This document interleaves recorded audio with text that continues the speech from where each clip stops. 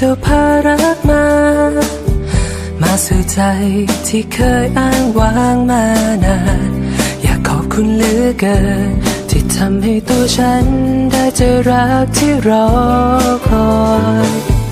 ลมเจ้าเอ๋ยเจ้าอย่าพัดไปเพราะว่าใจอยากจะรักใครจริงจังไม่อยากต้องเสียใจไม่อยากต้องผิดหวังเหมือนทุกครั้งที่แล้วมาขอวอนให้ลมจงอย่าพาให้รักเธอต้องจากไปว่าสายลมได้ไหมให้เธอไม่ต้องจากกันไปไม่มีวันที่ต้องเสียใจเท่านั้นได้หรือเปล่า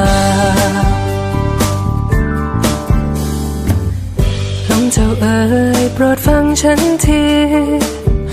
รักที่มีให้เธอมากมายเพียงใดเธอคือลมหายใจอยากเป็นคนสุดท้ายที่ใจเธอนั้นต้องการลมเจ้าเอ๋ยเจ้าอย่าพัดไปเพราะว่าใจอยากจะรักใครจริงจังไม่อยากต้องเสียใจไม่อยากต้องผิดหวังเหมือนทุกครั้งที่แล้วมาขอวอนให้ลมจงอย่าพาให้รักเธอต้องจากไปว่าสายลมได้ไหมให้เธอไม่ต้องจากกันไปไม่มีวันที่ต้องเสียใจเท่านั้นได้หรือเปล่า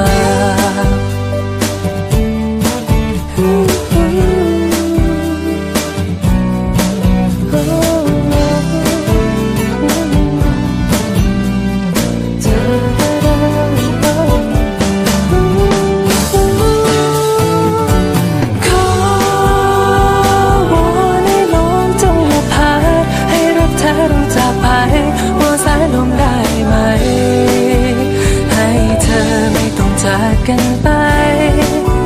ไม่มีวันที่ต้องเสียใจเท่านั้นได้หรือเปล่า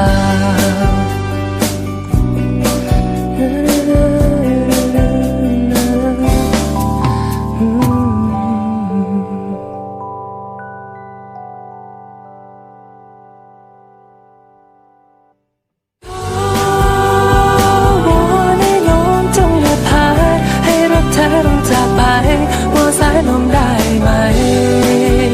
ให้เธอไม่ต้องจากกันไปไม่มีวันที่ต้องเสียใจเท่านั้นได้หรือเปล่า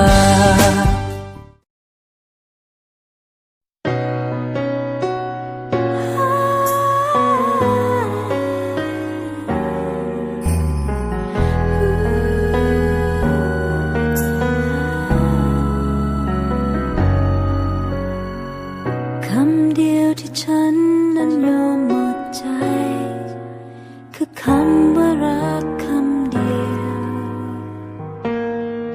เจ็บแทบจะตายกับคำนี้อย่าบอกกับฉันให้รู้สึกดีถ้าไม่รักฉันจริงอย่าล้อเล่นเลยกับความรักเพราะว่าฉันไม่อยากต้องเสียใจ